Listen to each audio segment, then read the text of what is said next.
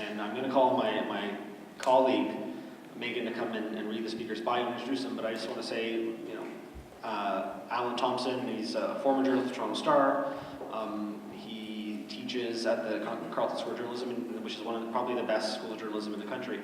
And he's been engaged in these issues for a very long time, working with Senator Dallaire on his first turn back to Rwanda, and he's been involved with us, advising us for the Will Tribune project since 2008, so we're very, very pleased to have him today. So I'd like to ask Megan to come and officially read his bio, because I only touched upon 2 or 3 pieces of them. Please. Good afternoon, everyone, and I hope you're enjoying the conference so far. I'd like to introduce Allan Thompson, who's an associate professor at Carleton University's School of Journalism and Communication, as Kyle noted already. He joined the faculty at Carleton in 2003 after spending 17 years as a reporter for the Toronto Star, Canada's largest circulating daily newspaper. He worked for 10 years as a correspondent for the Star on Parliament Hill in Ottawa, reporting on foreign affairs, defense, and immigration issues, and during that time took reporting assignments in places such as Rwanda, Zaire, Sierra Leone, and Kazakhstan. In early 2006, he launched a 5-year Rwandan initiative, a partnership between Carleton's journalism school and its counterpart in Rwanda. The project sent more than 175 Canadians to Rwanda as teachers, trainers, and media interns, and has also brought Rwandan journalists to Canada to study. He also organized an international symposium at Carleton in 2004 on the role of media in the Rwandan genocide. Allan Thompson is also an editor of a collection of papers called The Media and the Rwandan Genocide, jointly published in 2007 by Pluto Press, the International Development Research Center, and Fountain Publishing of Kampala.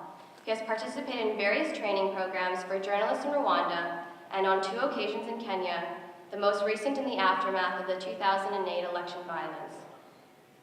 He has also established the Center for Media and Transitional Societies. Please join me in welcoming Professor Allan Thompson.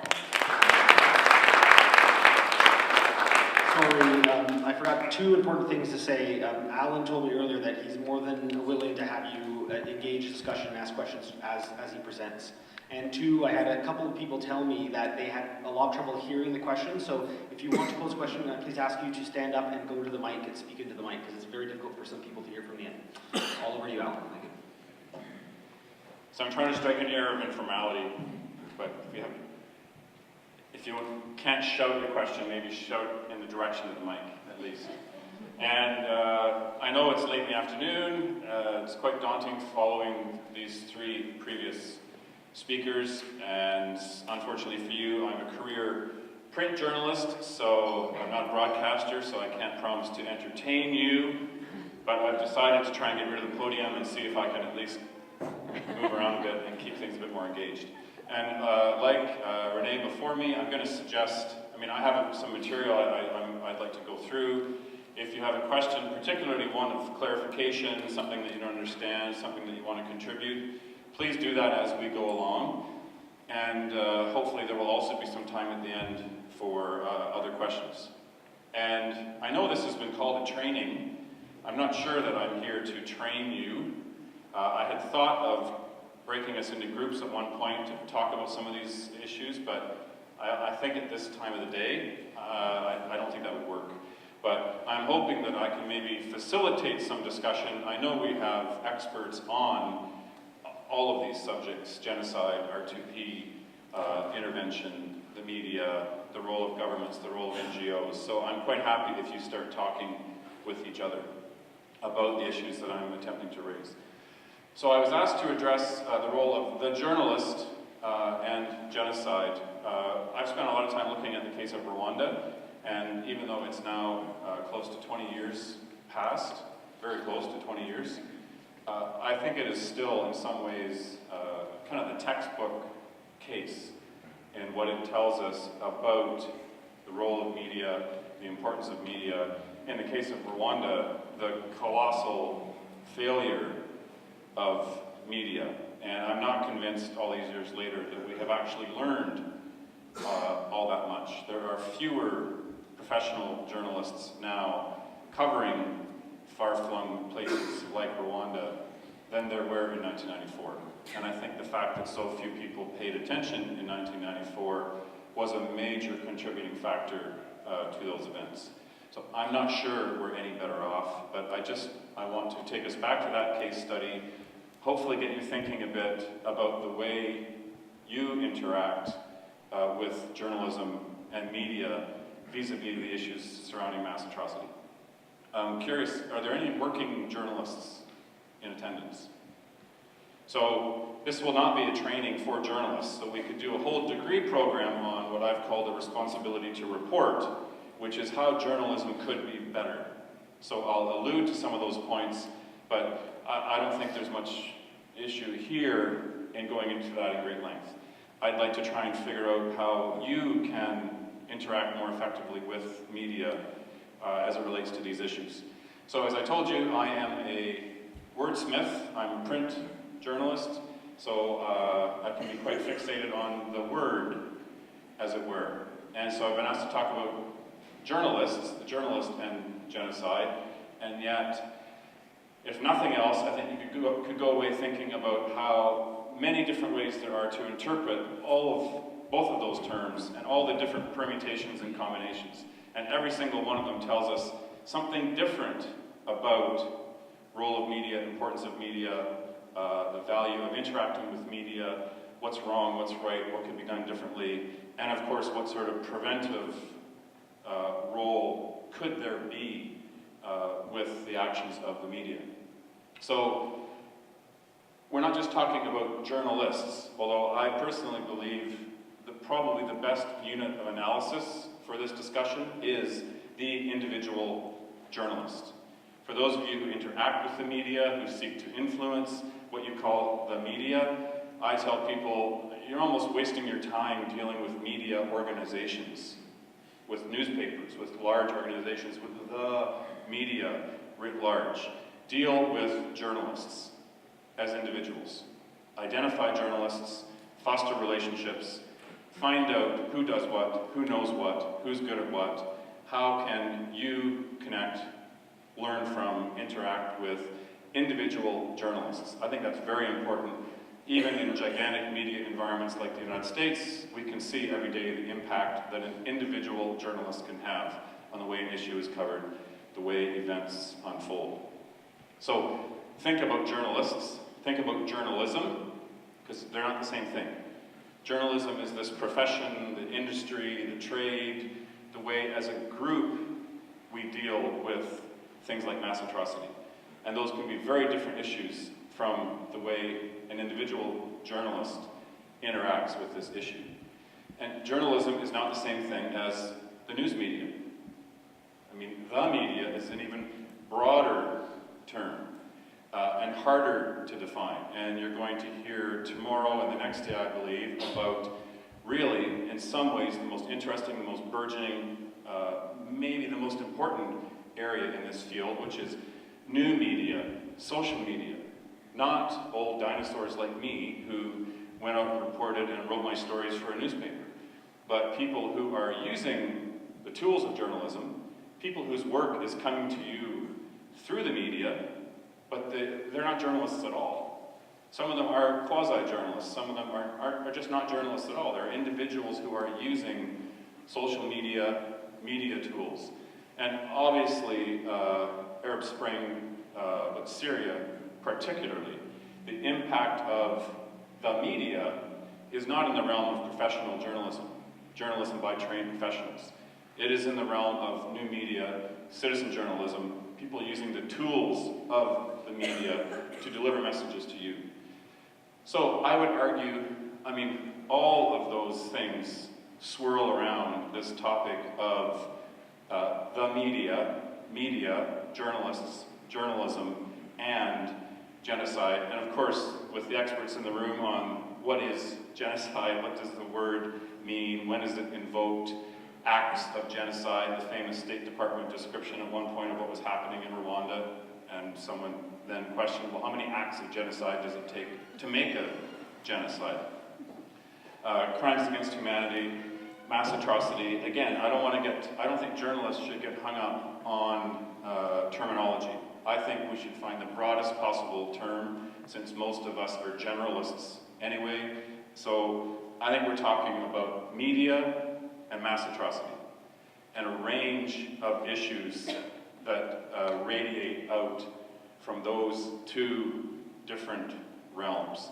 And all of you, because you're here, have something to do with one or both, or the two together. So I'm hoping in the course of the next hour or so, and particularly by looking back at what went wrong in Rwanda, that we at least come away with some questions, maybe not any answers, but some more questions about how we should inquire further into this area, the nexus between media and mass atrocity. And again, not to get hung up on approaches and how we should deal with this topic, but this is about you as individuals. I know people come to these events wearing their badges that actually say who you are in your work capacity, but I think it's worth reminding people, particularly in an era when we are, in some respects, all part of the media. We can all contribute to the way the media interacts with mass atrocity. So this is partly about you as an individual, how you interact with the media, how you use the media, use, abuse, learn from, seek to foster, etc. You as an individual in your community, maybe apart from where you work. But this is also about you and your work capacity. You in terms of what you do day by day, whether it's Canada Border Services Agency, UN organizations, NGOs, universities. What do you need to think about, sort of deconstruct and put back together again, the way you in your work capacity interact with the media, use the media, think about the media and mass atrocity. And it's how your organization deals with the media. You know, the media is an easy target.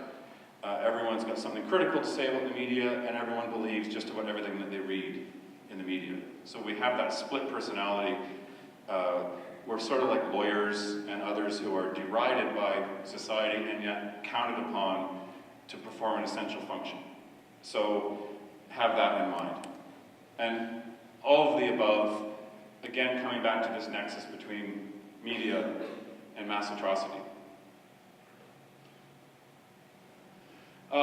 There's an interesting chapter in The Will to Intervene, which talks about, they put civil society and media together in the same chapter in terms of the role that can be played in ensuring knowledge, making sure there's accurate information out there, knowledge that helps people learn about mass atrocity and take action.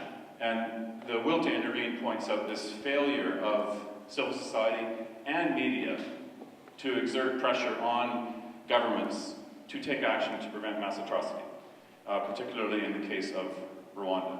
So that also frames the way we look at the role of media. It's providing that catalyst, it's providing information that makes it impossible to do nothing and to mobilize.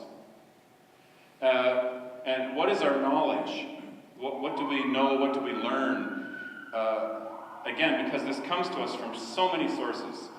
I do a lot of presentations to student audiences about the Rwanda genocide, and many of those in the audience weren't born when these events unfolded in 1994, or were very young children.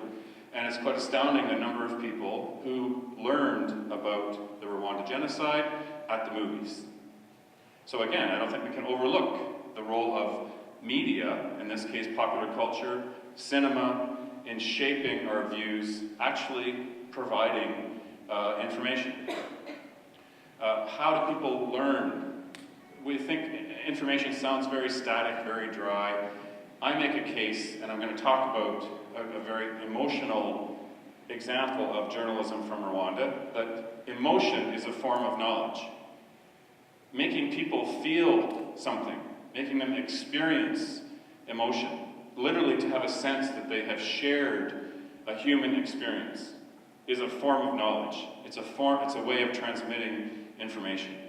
In fact, I argue this is one of the most important functions for media when it comes to the area of mass atrocity. If what we are imparting are statistics and reports and data from faraway places, I'm not sure how much people are going to learn, how much knowledge is going to be formed, because they're not going to take it on board. I think there's a tremendous value, and this is where professional journalists are in a position to make a contribution in ways that bloggers, citizen journalists, people capturing video from their phone bravely in a street, I'm not sure they can make the same contribution in forming content that has a narrative arc to it that makes people experience emotion and feel as if they have shared something of the human experience of those who are the victims of mass atrocity.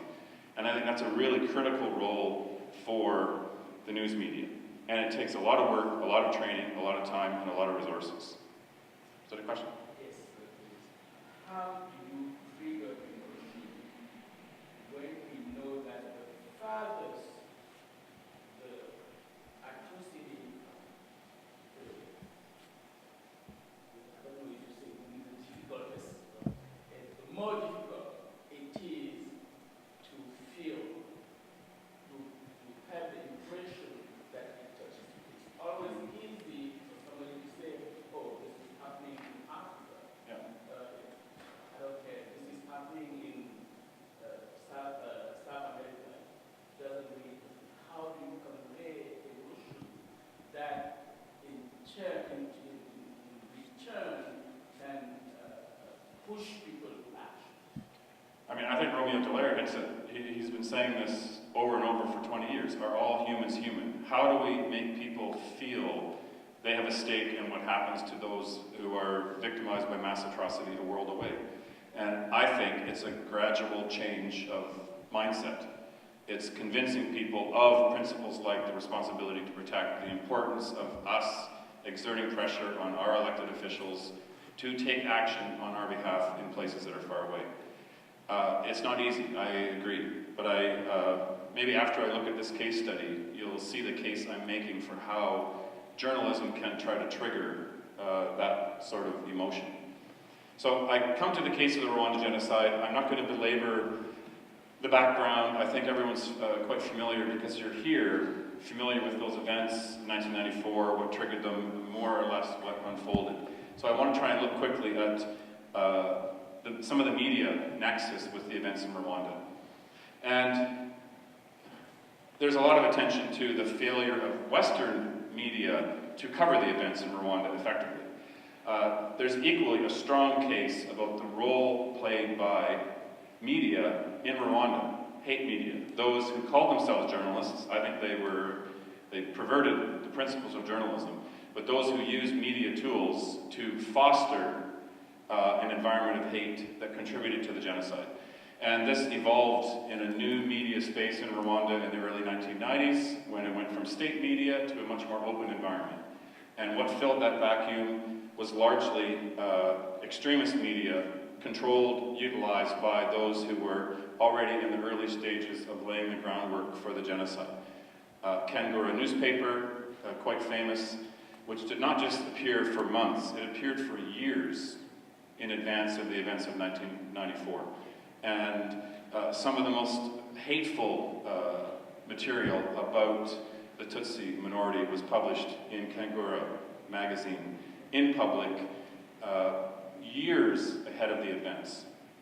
We've all heard of RTLM, the role of this private radio station that was created, the use of slogans, the use of demonization of the Tutsi, the use of this sort of victimization in the mirror, or convincing people that they were the ones that were threatened, and therefore they had to take action against the Tutsi. So, and in a quite conservative country, awful sexual imagery and denigration of women that was published, in this case by Kangura, where the interim prime minister, who was Hutu moderate, is portrayed as a prostitute in bed with another politician. Horrific abuse of media. And I think we, in the outside world and my profession as journalists, we miss those warning signs. So in that case, the preventive value of media, here's a situation where a horrific abuse of media should have provided us with some warning signs of what was impending in Rwanda. But very few people paid attention. In fact, and this is not, I haven't spoken to Lucy Edwards about this, but the woman who was Canada's representative in Rwanda is on record as being quite dismissive of the RTLM broadcasts. And they just weren't fully understood at the time. So I think there's a whole range of issues that deal with media monitoring, looking at news media output for indicators of potential to move toward mass atrocity and violence. And yet, news media themselves don't do it. There's not a lot of capacity or expertise to carry out that function. There was an interesting project by BBC Monitoring in the early 2000s, and BBC Monitoring, which is an arm of the BBC, they record thousands and thousands and thousands of hours of broadcasts all around the world and make that information available to clients. They ran a project where they looked at 8 or 10 environments where there was a perceived danger of some extremism emerging, and they were trying to monitor, can you see signs of this in hate media broadcasts? Is Suzanne Benish?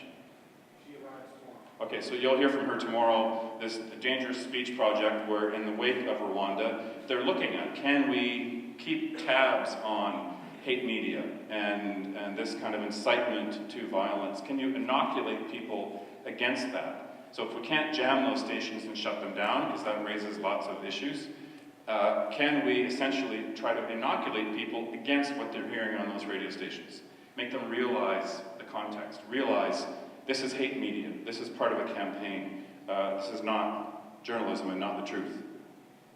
There's a lot of discussion about media as an early warning system. Well, I'll tell you right now, it's a lousy one. Journalists, to my mind, do not see themselves as having this role. In some ways, it almost runs up against another self-conception of journalists as independent actors. We are not trying to prevent anything. We're going out there and covering a story because it's important, because it's worth covering. So don't count on the news media as an early warning system. Yes, often we learn about events because they have been covered by the news media. But as often as not, news media are learning about these events at about the same time as diplomats, international organizations, and others. So that doesn't make us an early warning system.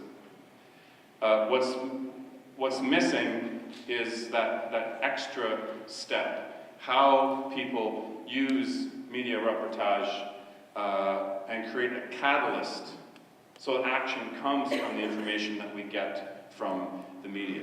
So that is not the news media alone. That's a combination of information that's coming from professional journalists, news media, new media, bloggers, social media, and how that information is mediated by others, used by others, and the interactions that occur from that. And of course, there's still the will, or lack of it, to intervene, even when faced with clear-cut information about mass atrocity.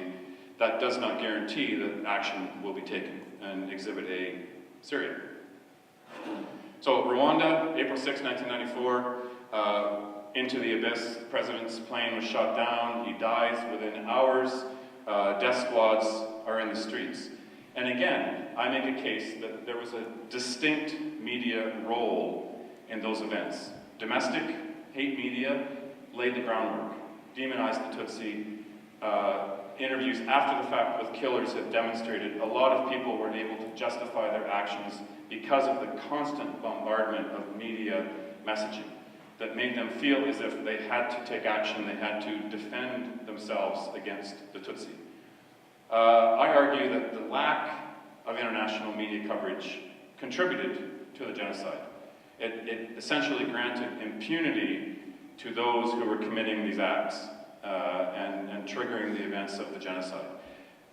And it's kind of complicated I've been trying to come up with a metaphor to explain this, but the absence of coverage, I think, was a tangible event was an occurrence. It's like Harry Potter's cloak of invisibility. Just because we didn't see that coverage doesn't mean there wasn't something there. I think the absence of adequate, comprehensive news coverage was a presence, because that absence was not just a space to be filled afterward by more and clear and more comprehensive information. Because people didn't understand it in the first place, it's difficult to make them realize after the fact what really happened. Because there's something there, albeit cloaked in invisibility, that is occupying that space. So how many people have seen the film Hotel Rwanda? And for student audiences, I swear a lot of people, this is how they learned about the Rwanda genocide. So I just want to show you a very brief clip from Hotel Rwanda, because within the movie, you may remember there's a scene where the cameraman, Joaquin Phoenix, comes rushing in. He's just captured this incredible footage in the streets of Kigali and wants to get it on the air. He thinks this will be very critical. A lot of people don't realize that footage was based on a real event. There was a piece of news footage captured by a journalist in the first days of the genocide, broadcast on CNN, German broadcasting, Australian broadcasting.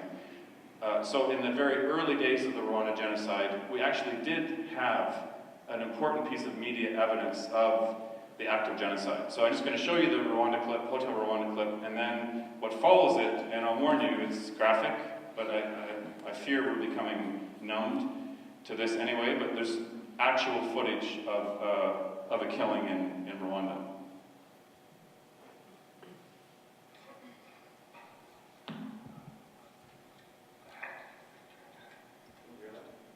I'm responsible for the safety of this crew. What is this?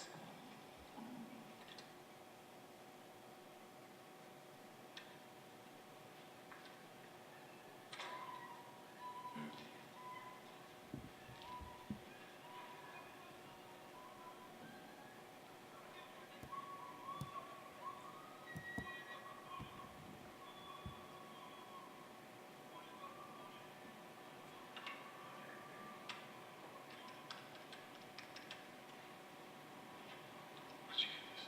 Off a mile down the road. Right. It's David. I've got incredible footage. It's a massacre. Dead bodies, machetes. If I get this through right away, can you make the evening news? Yeah.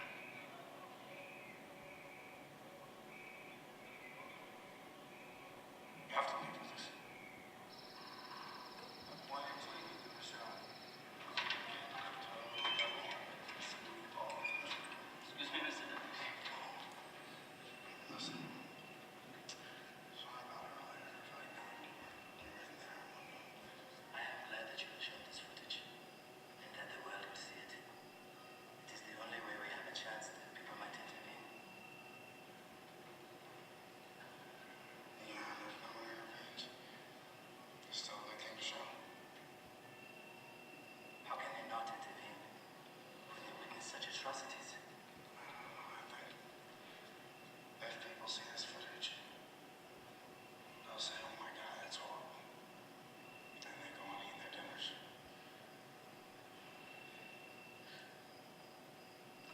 What the hell? I know. Listen, you want to just relax. I have more work to do, and thank you for your help. Okay, I'm sorry for the audio.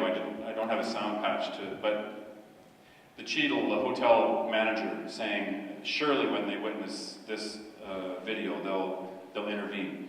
So that was the Hollywood version.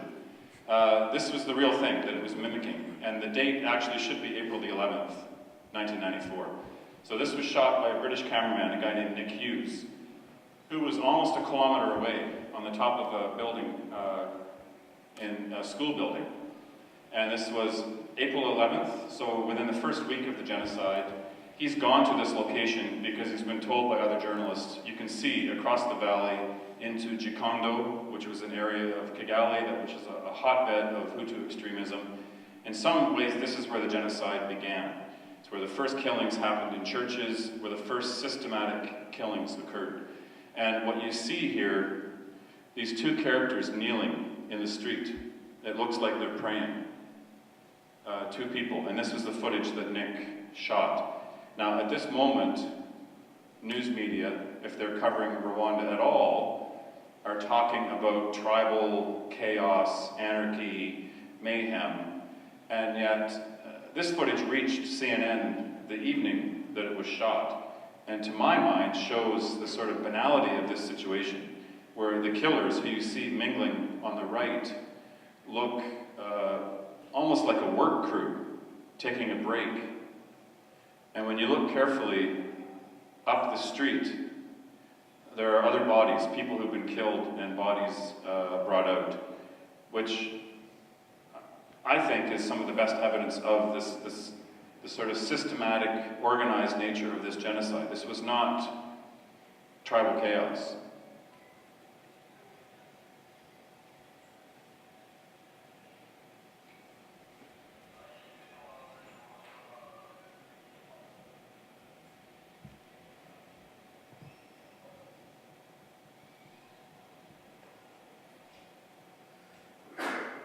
So as I learned later, there are 5 or 6 bodies in that location. These 2 people are still alive when this footage was being taken.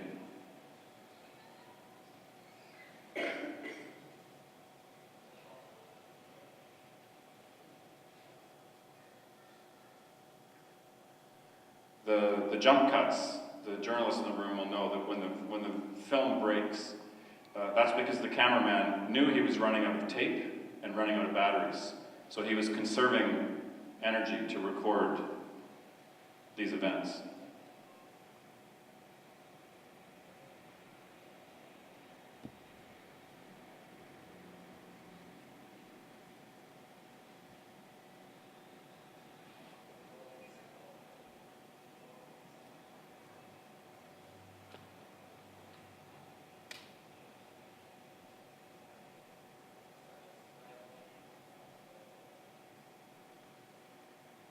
Now, astonishingly, with 1 million deaths in the space of 100 days, up to 1 million deaths, this is virtually the only piece of news footage. I know you've all seen photographs of bodies, of human remains, but this is one of perhaps only 2 instances when a journalist captured on video the act of genocide, a killing taking place.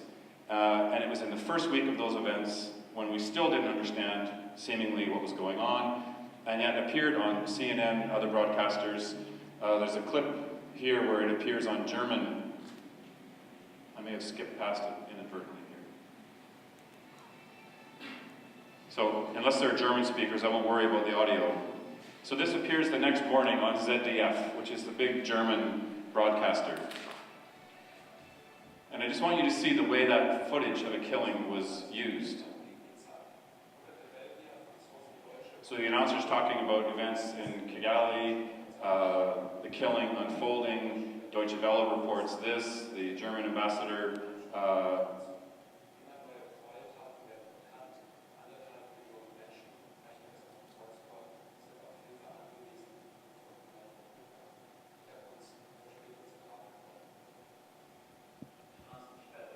and the reporter on the ground talks about the roadblocks, about the UN evacuating people to the airport, the ongoing events, killing in Rwanda.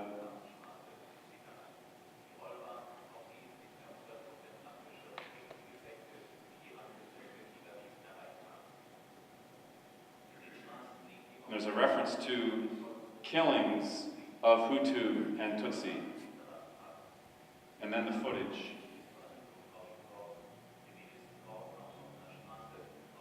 Which is framed as the bloodbath, which is continuing. So that's the use of this footage. And it's actually quite typical of the way this footage was used. It's as if we didn't understand what we were seeing. We witnessed news media coverage of genocide and didn't understand it. I was then working for the Toronto Star. I was based in Ottawa. My coverage, like most in North America, was focused on the evacuation of the white people, of the foreigners, from the crisis situation in Rwanda. Interesting, rock star Kurt Cobain killed himself in the same week, captured some of our attention. What else were we watching in the spring of 1994?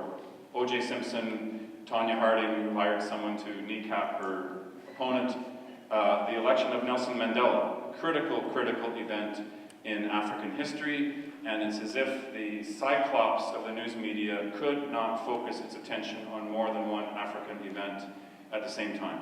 And literally, I know the Toronto Star correspondent who was in South Africa was pleading with the foreign desk to allow him to go to Rwanda, and was told, literally, Rwanda is tribal chaos, stay in South Africa, that's the important story for us to cover. And as Romeo mentioned, of course, intensive efforts in the Balkans. So this is what we're watching. Making a left turn, the intersection's free and he's clear. So O.J. Simpson and the famous Bronco ride to his home. So meanwhile, genocide spreads across the country.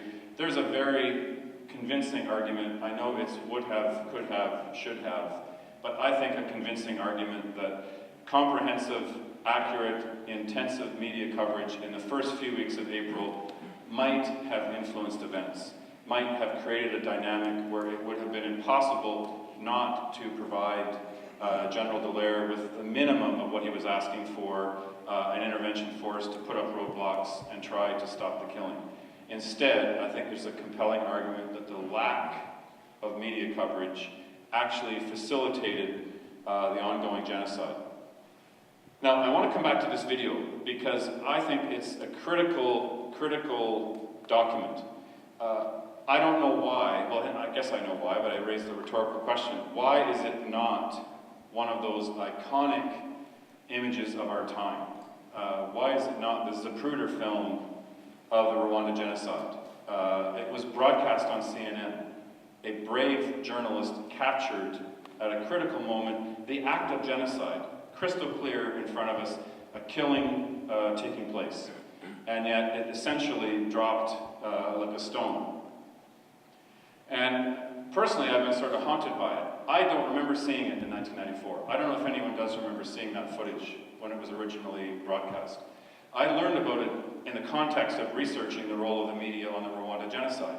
It was played into evidence, entered into evidence at the ICTR, and Nick Hughes was asked to come and testify, describe this footage, attest to its accuracy. So I began to try and look further. What's the story behind this footage? What does it tell us? What happened in the flurry of the moment?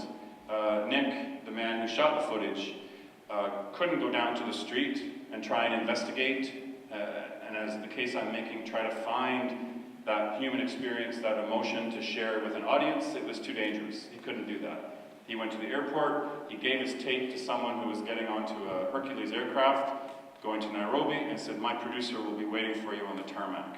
And called the producer. They uploaded the footage to WTN in London, the picture service he was working for. It went out to CNN, out into the world, and then dropped like a stone.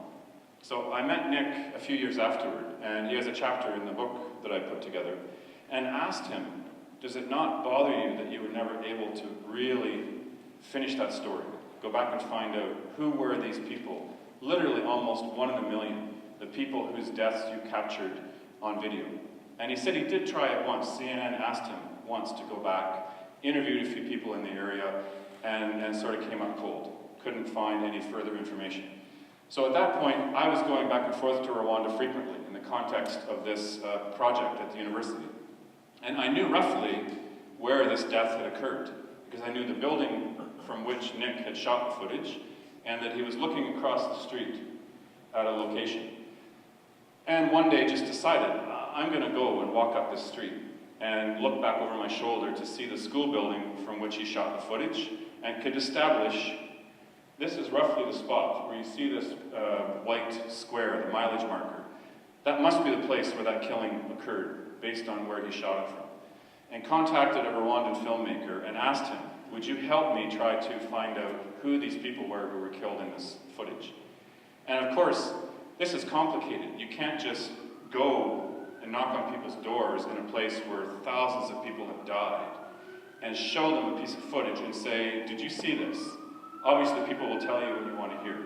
So we went to the street, knocked on doors, we knew the rough date, and we knew that these 2 people had been killed, and just started asking people, could you tell us about killings that occurred in this area in front of your home in early April? And people came and went. Over the course of several hours, we finally ended up with these 2 ladies, one of whom, they lived on either side of the street. And without coaching, you know, I'm not telling them what happened, just saying, can you tell us, did you witness a killing in front of your home? They began to describe what they had seen. In this case, this woman, Rosine, she really only heard what was going on. She was just literally too terrified to go and look, but described with chilling accuracy the events that you see in the video. One of the people who'd been killed had a baby on her back, and she recounts a truck went through, and you remember there was a truck that drove through there, and that the sort of foreman, the crew chief on the truck, shouted to someone, kill that cockroach, the crying is driving me crazy. And someone came and clubbed the baby and killed it. Gaudence, this woman, witnessed the killing. Her house, where there's a metal hoarding, there was a hedge at the time. And she described, without any prompting, yes, it was on April the 11th, it was about 10 in the morning, it was just drizzling rain, and a number of people had been killed, and there were 2 people left. There was a man and there was a woman, and they were praying. And she started making this motion with her hands. And I knew at that point, this is the same event. And so we asked them, would they be willing to look at video? There was video of this. And it was, I mean, after I hit play, I almost regretted it. I thought, oh, I'm re-traumatizing these witnesses to these events. But they were mesmerized by this video. They asked us to play it over and over and over again.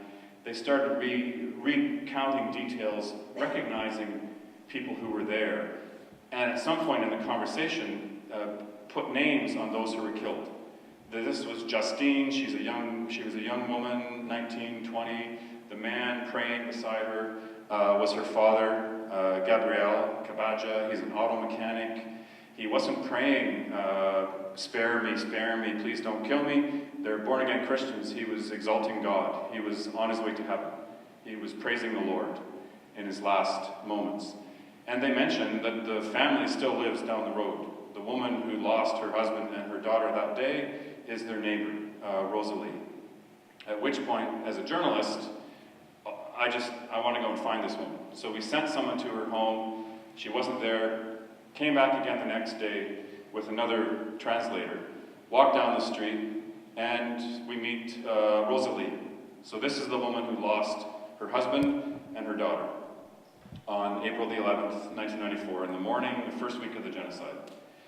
And I tell the translator, big mistake, I'm explaining to the translator, he's a different guy from the day before, here's what we have to do. I have this video footage of the killing of her family. I just want to find out more from her about her family members. And he tells her, there's a video of the killing of your family.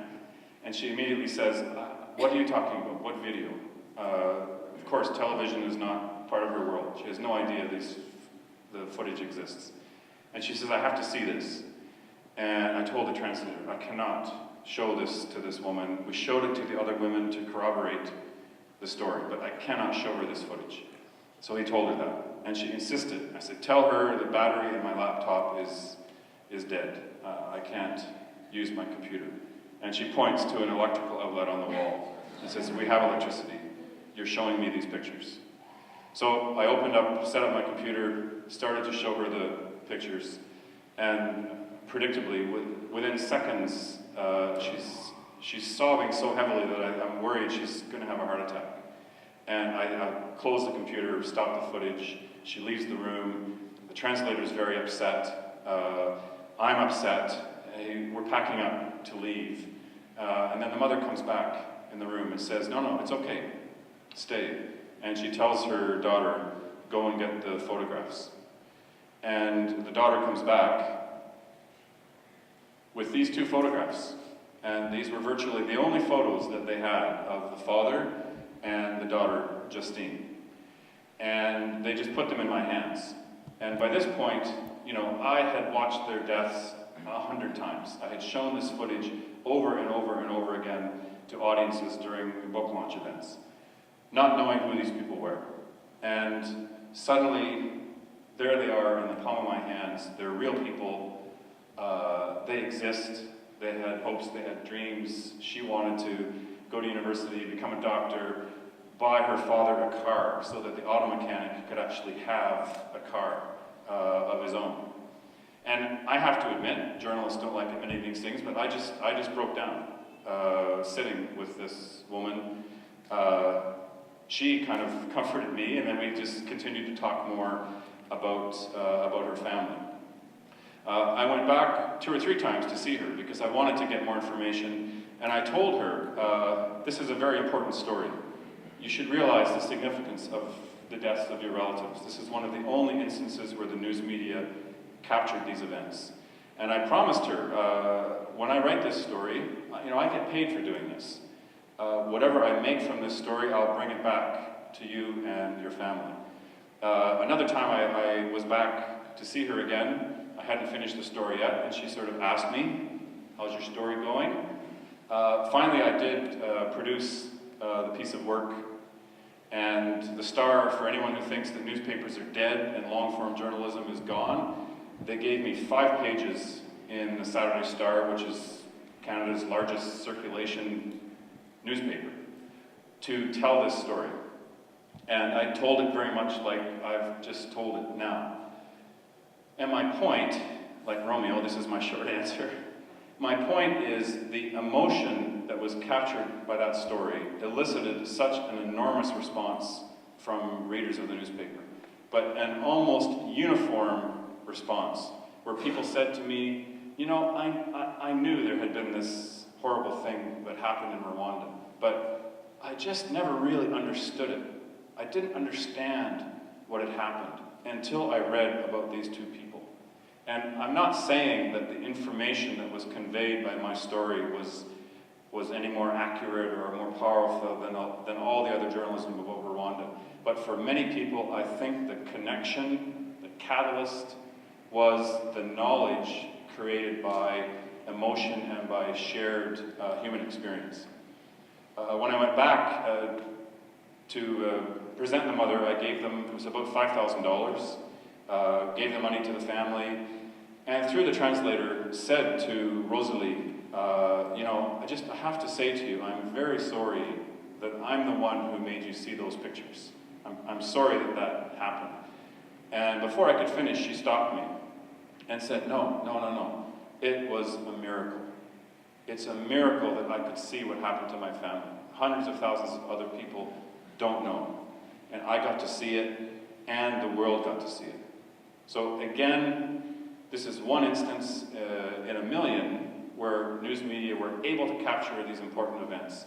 And of course, now in the era of everyone in Rwanda having a video camera in their hands in the form of their telephone, what might have been if something like Rwanda had occurred in this era of new media, of social media? I'm not sure, but I think it's something to ponder. And of course, now they're my Facebook friends. And yet after all these trips to Rwanda, the 2 people that I feel the strongest connection with are 2 people that I never met. You know, this mechanic and his daughter. And, you know, just a piece of journalism that was essentially a reconstruction after the fact. So, back to the beginning, you know, what does this case study tell us? I think for journalistic practice, in terms of how journalism could be better in its interaction with mass atrocity, is seeing emotion as a form of knowledge. I think it's important for professionally trained journalists to be able to tell these stories effectively. I know it may seem cliche to try and find the human example, but I think that is what makes this into real knowledge for the audience. They feel it. They share that human experience. Media as an early warning system, I'm not so sure. But media writ large, all of the various multitude of channels of information that come to us, that are available to us every day, cumulatively, I think those are becoming much more of an early warning system.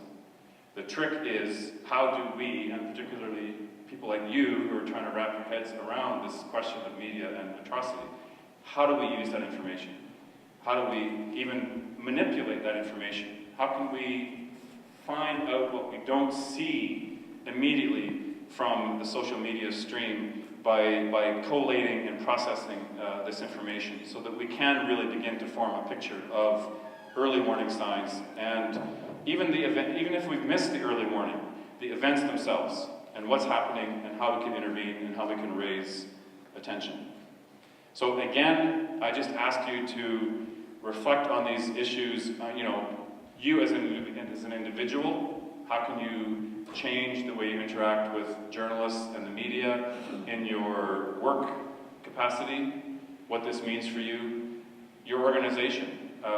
What could you do differently to try and foster and facilitate this type of possible early warning or prevention from news media? And finally, all of the above. So if there are questions, or if people basically want to raise issues, and if someone else has an answer, please jump in.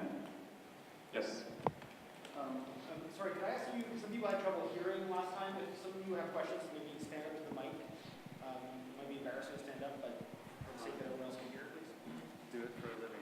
Okay. Could you, Michael Kilburn from Hancock College in Boston, could you say a word about editorial framing and the construction of meta-narrative? Because it seems like no matter how good the reporting is, if it's presented in a framework that either talks about Rwanda as tribal violence that we can't do anything about, or normalizes torture or whatever, it's sort of beyond the control of the journalist to frame that story. And maybe how we can control that. Thanks. I think that speaks to that disconnect between the different units of analysis: the individual journalist, the media organization, the media writ large. I mean, in this case, I was remarkably lucky, because the story, the narrative that I constructed, whether it was good timing, the Saturday that story appeared was the exact day, the 15th anniversary of the day that footage was taken. So my timing was good. There was no time to mess with the story. Here it is. If you want it, it's yours. Use it. And the Star ran with it with virtually no change. That's a pretty unusual circumstance. So you raise a question, I think, to which there is no satisfactory answer. It's the endless frustration of individual journalists that their work does not always reach the audience in the way that they saw it, even in the form or in the format. And for a lot of people, there's this story of what gets left on the cutting room floor. When I've given talks like this about the failure of media in Rwanda, at times I've been taken on by someone in the audience. I don't know that Donatella Lorch from the New York Times is sitting in the back row. She was in Rwanda in April, May of 1994, and she feels as if she did a very good job. And she's right. But my case is a half dozen or a dozen at most at any given time.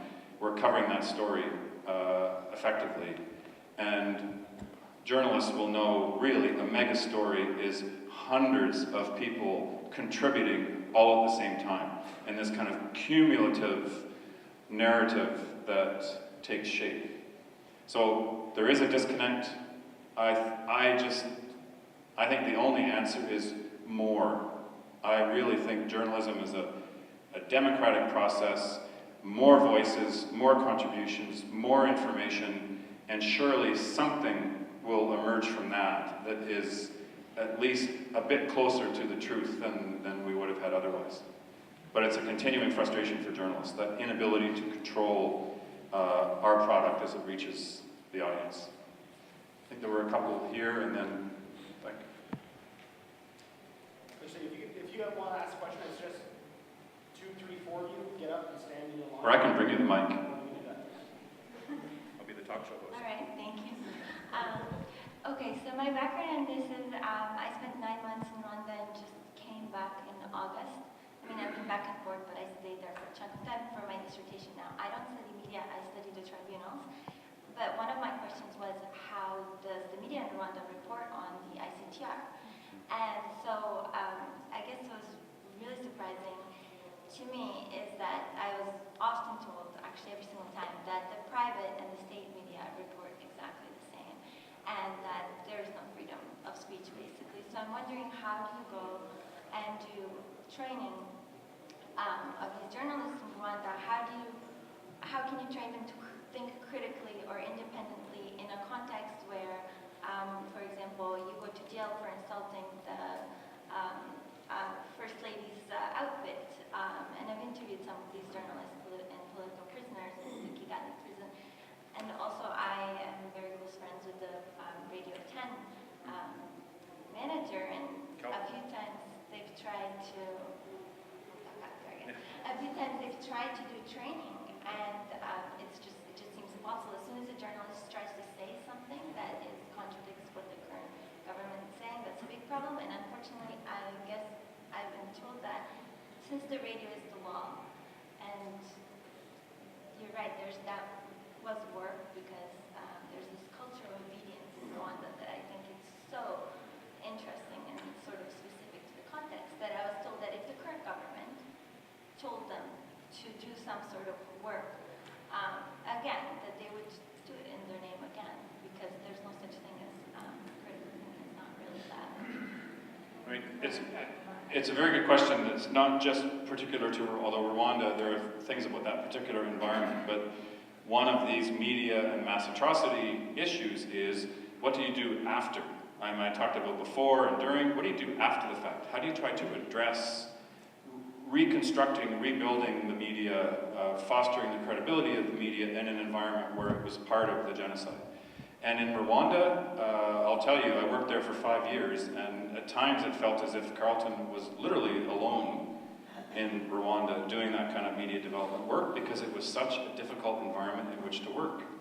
And the government, I have to say, tried a number of sort of intimidation techniques to someone leaked one of my email messages to a private citizen and spun it to make it look like I was suggesting that I would help them sneak out of the country. And, you know, it was not an easy place to work, but I was just determined to stay there, but also faced questions from some of my colleagues and journalistic peers. How can you go and provide a fig leaf to an authoritarian regime? As a journalist, you should boycott Rwanda in protest. You shouldn't go there and do this kind of work. And my argument was, is there any chance of journalism getting better if we don't at least try to work on instilling some of these values? And I just think, no. I'm making the case that, no, I think it's better to try, but don't, and probably the reason we're not there now, it's difficult to show donors your results. So in an era of results-based management, what are you doing? What are your outputs? How are you accomplishing your goal? As Romeo talks, this is decades. It's going to be so cumulative. Everyone has a teacher who they remember, who influenced you 10 years ago, 15 years ago, 25 years ago. So my view was, hopefully some of what we are instilling in these journalists who have made this brave decision to be a journalist in a place like Rwanda will percolate sometime, somewhere. But it's a very gradual process. And my approach was, don't try to teach political reporting. Let's try to teach people to just tell stories effectively, gather information, report on agriculture, science, environment, areas where there's a bit more tolerance, and hopefully build skills and credibility to do more reporting later. You had your hand up for a while, and then I'll come back. So what about media in developed countries? Hate media in developed countries. The US, we have crazy right-wing radio. Europeans have the same thing. Is it that we think that developed countries are immune to what happened in Rwanda? Or, I mean, because I think there's a focus on these poorer countries, but less of a focus in countries where I think it kind of matters. I'm just wondering what should take on developed countries, Fox News, for example. I mean, one of the arguments is that, at least in, say, on the Canadian media spectrum, we have so much good quality, you know, highly reliable, verified, credible media content that it pushes the extremist media to the margins. That it's evident, it's known that this is extremist media. Sometimes it's hard to tell with Fox, and as that kind of encroaches a bit more onto the mainstream. But I think just because of 150 years of the evolution of media systems, we maybe have the luxury where there's enough in the middle that the extreme is on the margins. And the difficulty in places like Rwanda is, the media was essentially eliminated during the genocide. It was destroyed as a sector. So they're rebuilding from scratch. And it's the government, I think, uses that situation to continue to oppress the media based on the argument that, well, we tried that open media system and look what happened with hate media. I think you just have to try to fill the space with as much credible, reliable media as possible. And I was very adamant in Rwanda, for example, trying to teach journalists, and I don't want this to sound patronizing, but to use recorders. Use digital recorders in your work. Because there was not a tradition of people using recorders. They were working from notes. Every time I was quoted in the media in Rwanda, I was speaking the slang English of the person who interviewed me. It was not me speaking. The quotes were not good, they weren't verbatim. So the government can say, these journalists aren't trustworthy, they're not reliable, they're getting it wrong. They can prey upon every little error. So something as minor as learning how to use a recorder, listening back to what your interview, and making sure that your citations are absolutely verbatim. That principle of accuracy, I think, is something that can be taught and learned, and I don't think it's northern value-laden journalism. I think it's a basic principle. My name is Anwar Abbas. I'm from the Sective group in Ottawa. I'm Syrian myself. My question is related to Syria. You mentioned Syria very briefly in your presentation. In the case of Rwanda, there was very little evidence captured on camera, which eventually, at some stage, made its way to the Toronto Star, and you built a story that, opened the eyes of the public in Canada and possibly around the world to what happened. In the case of Syria, from day one, there's been an excessive amount of evidence captured on camera. If you go online now and just type Syria, you come across at least 5,000 YouTube videos capturing atrocities that have been taking place in the country. Yet, very little is making its way to international media.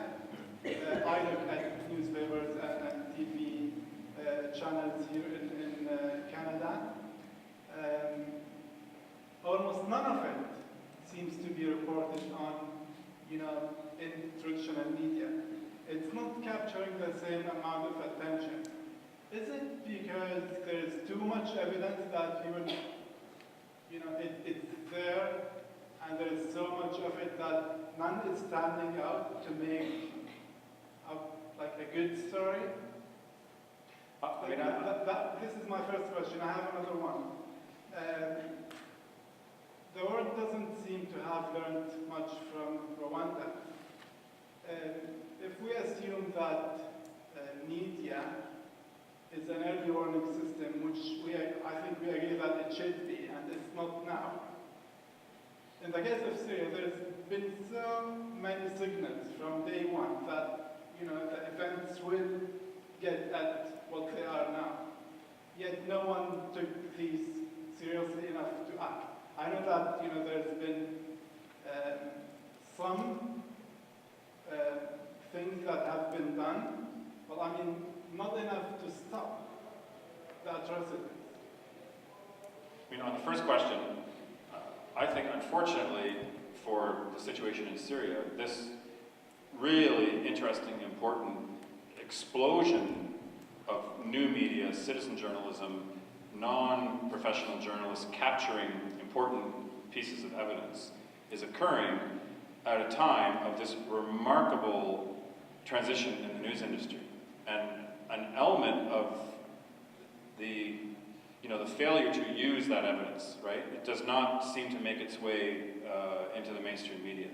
I think part of that is the profession of trained journalists and media organizations being wary of the new kid on the block, which is a relatively new phenomenon of citizen journalism, non-trained journalists, people not identified for obvious reasons often, but it's new, it's not trusted, and in some ways it's a rivalry, I think, among factions of what I think will eventually come to be seen as kind of the same profession, the media. And there are those who are professionally trained journalists who get paid day jobs to do this work for established organizations, and there are others who use journalistic tools to feed material into that system. I mean, there is a genuine problem of, when I went to examine the backstory of this video, I spent a lot of time carefully trying to establish who are my witnesses, who's giving me this information, how reliable is their account of who these people are who were being killed, is this accurate, and the same discipline can't be applied by someone who's living in this chaotic environment in Syria and captures, really important, compelling video. They aren't, it's not even safe for them to go back out into the street to try and identify the person who was killed, to go to the hospital, count the number of bodies, all of those steps that trained professional journalists with $10,000 insurance premiums do when they're in hostile environments. So I just think we're at a point where no one has figured out yet what it is that those citizen journalists are doing, who they are, what's the best way. So I don't like Fox News, so when I see Fox News, I just decide, I'm not so sure about what that report says, I'll take it with a grain of salt. Maybe I like the CBC or the BBC more. So we all have our kind of inbuilt mechanisms for assessing the credibility of what comes to us from various news sources, built up over decades.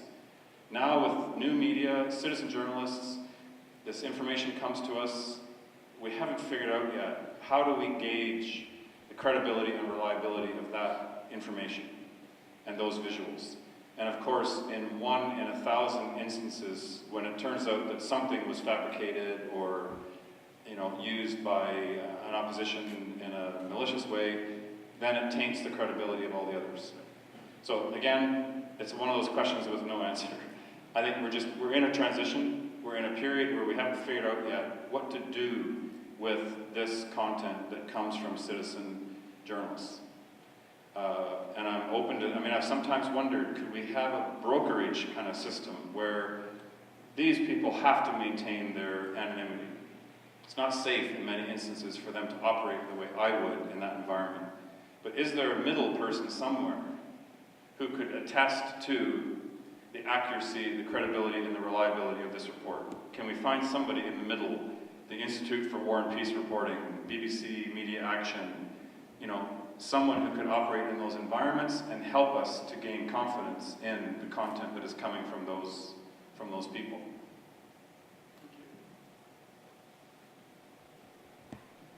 Thank you for your very important presentation.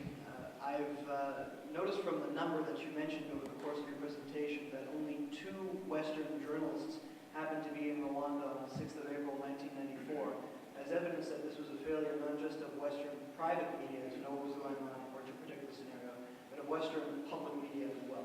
Now, I can understand that private media distributors want to be able to generate sales and actually want to report on what they believe to be the most sexy or what will simply generate the most buys.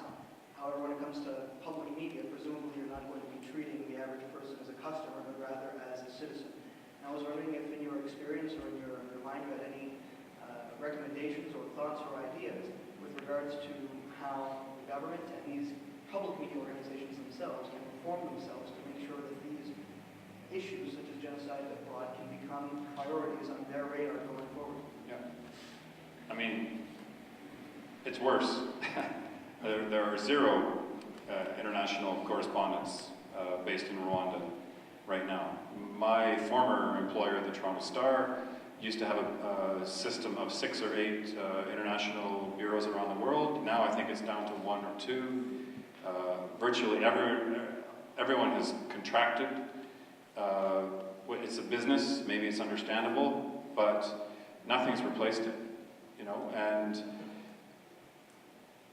I think we're at a time where we should be looking very seriously at why can't the CBC cultivate, I could find them 40 reliable, trustworthy, quite skilled journalists who could feed in reports on Africa. Same with the Toronto Star. I would bet the Rolodex of the foreign editor at the Toronto Star has very few freelancers and stringers from Africa. And those that are there are probably Australians or former Canadian aid workers. You know, there's still a disconnect. It's almost like we don't trust journalists to tell us about the country that they live in. We have to send in an outsider. And by that token, then we shouldn't trust any Quebec journalist to report on nationalism and the PQ, and because of course, how could you? You live here. We need to send someone from Toronto to understand and explain Quebec to us. So again, I think it's a media failure. We should be cultivating journalists across the world to fill the gap.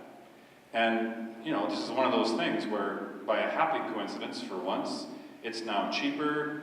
I can reach anybody anywhere. You know, give me a day and I'll find you a working journalist in any corner of the world, and I can try to figure out who that person is, are they reliable, can I take their stories? But the effort isn't made. There's not enough effort that goes into that. But audiences need to tell, readers, buyers need to tell their news organizations, we want you to cover this issue. We need somebody in Burma giving us reliable accounts of this major issue that is unfolding. I'm not going to buy your paper if you don't do that. And when I worked at the Star, I know there was a log. They kept a phone log. Every single person who phoned the newspaper to register a complaint, it was recorded. It was written down, notes were taken. Editors looked over those logs to try and assess. You know, news organizations aren't quite as cynical and crass as everyone thinks they are. You know, they want you to buy their product. So I think audiences need to be much more proactive about saying, this is what we want. You're not giving us what we want. I'm going to go buy The Guardian.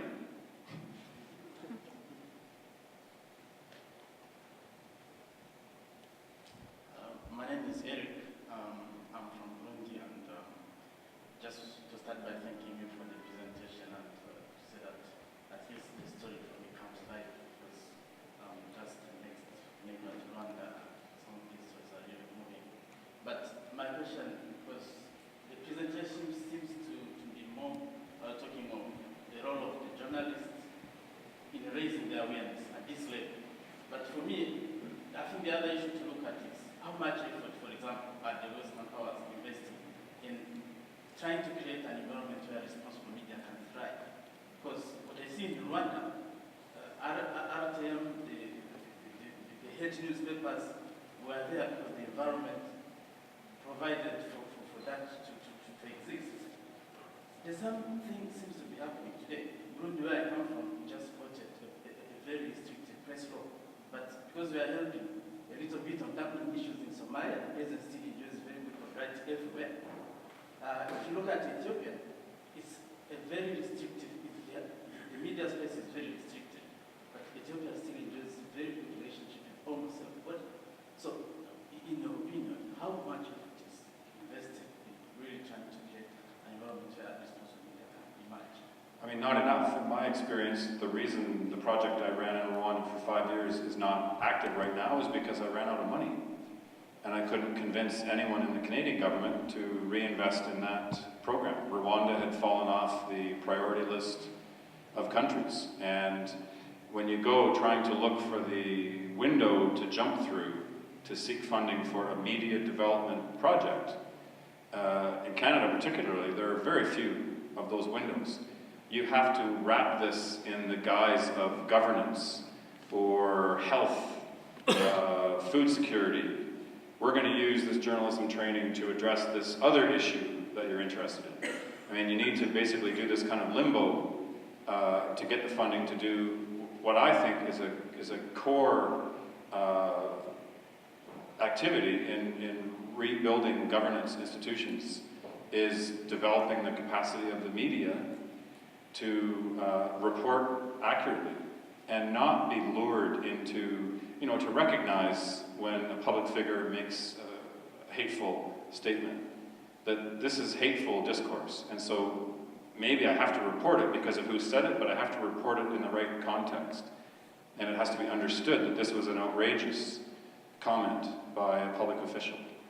But instead, it's difficult. There are more resources in the United States. There's much more of a tradition of foundations, of philanthropic organizations. USAID has a very big media program, again through democracy promotion and governance.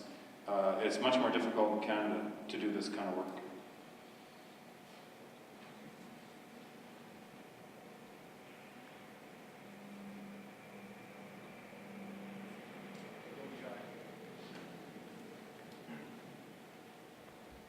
Hi again, it's Ryan Higgett, UNDP. One of the key things that I took away from your presentation, which I thought was terrific, is your argument that emotion is a form of knowledge, which by and large I agree with.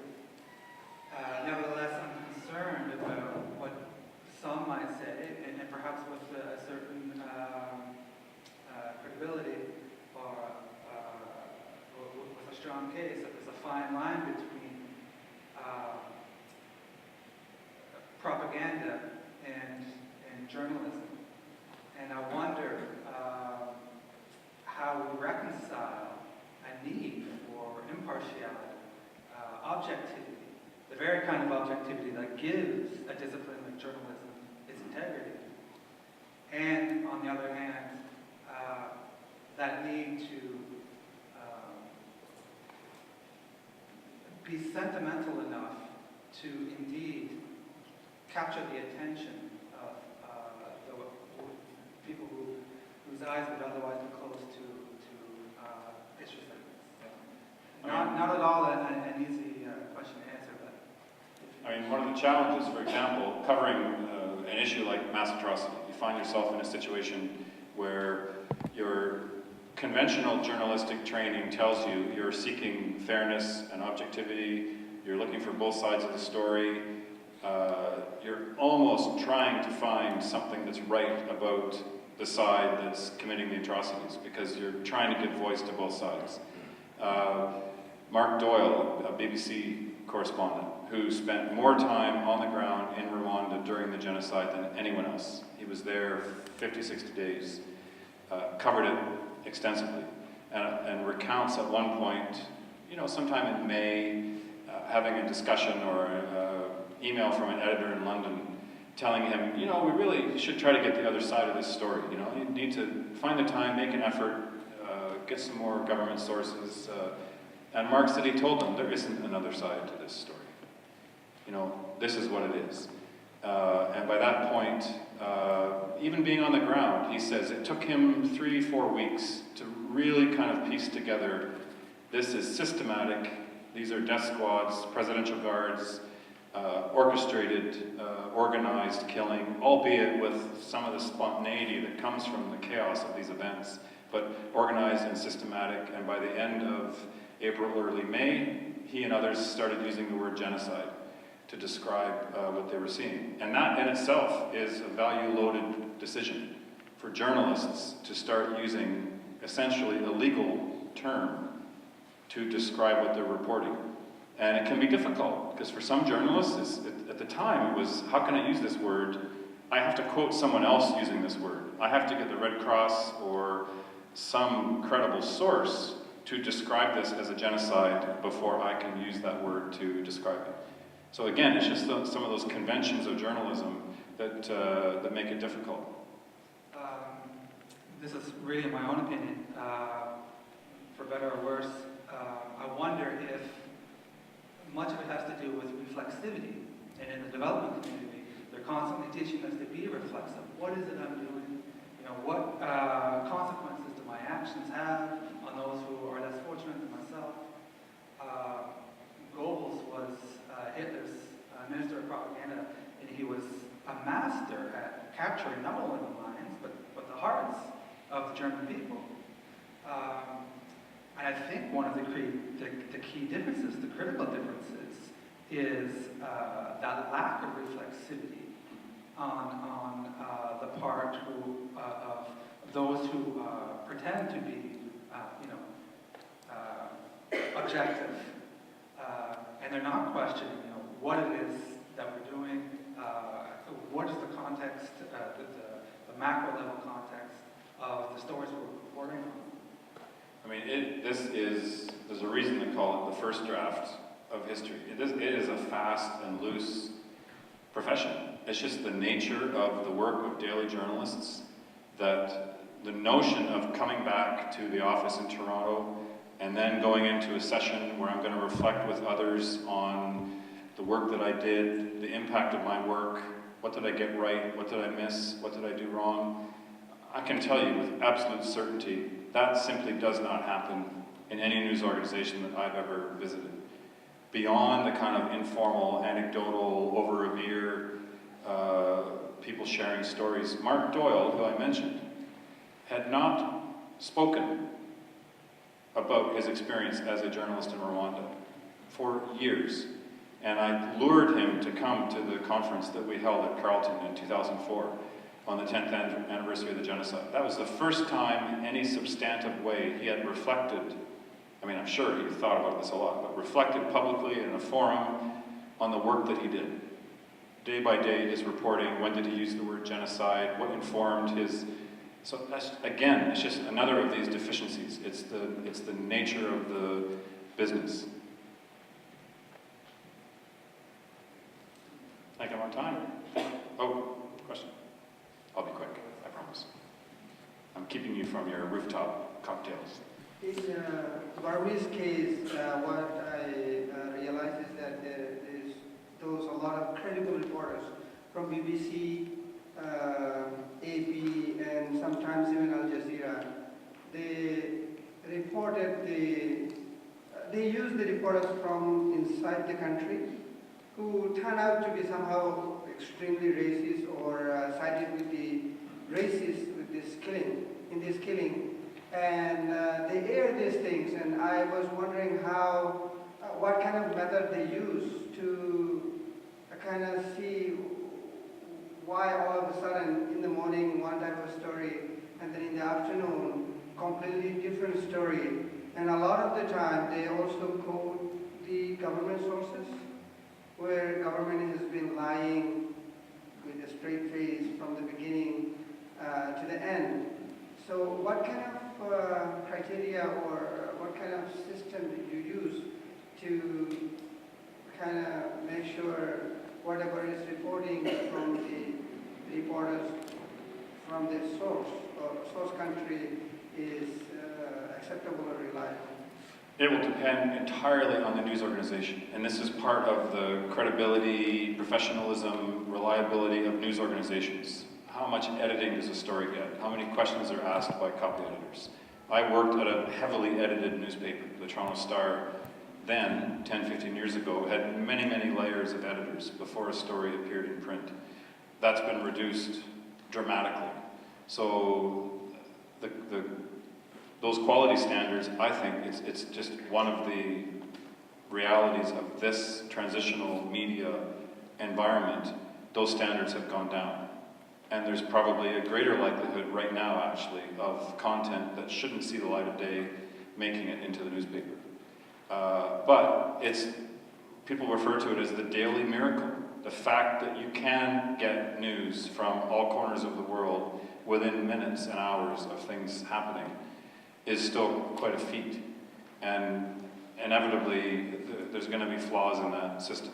And it comes back often to audiences, people with expertise, people with knowledge from other sources, to point out. If you don't point out that something's wrong, that error is going to be repeated time and again from the newspaper archive.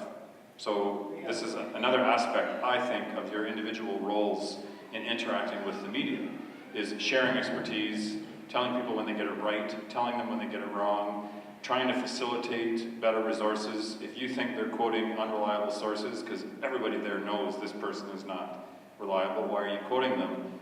Provide them with access to some other resources. I think this needs to be much more collaborative. And news organizations are in a place right now where I think they'll accept help that they wouldn't have previously. They might have seen that an NGO or a civil society organization is biased. We can't use them. I think there's an opening right now for a lot more collaboration because news organizations in North America, at least, are on the ropes. They're facing incredible resource constraints. And there's maybe openness to, generating coverage that's more collaborative, that involves citizen journalists, NGO actors, other people with expertise. Well, we've lost our chairman. So I don't want you to go anywhere because I'm not sure where you're supposed to go. But maybe just stay in the room and talk among yourselves until Kyle comes back and directs us.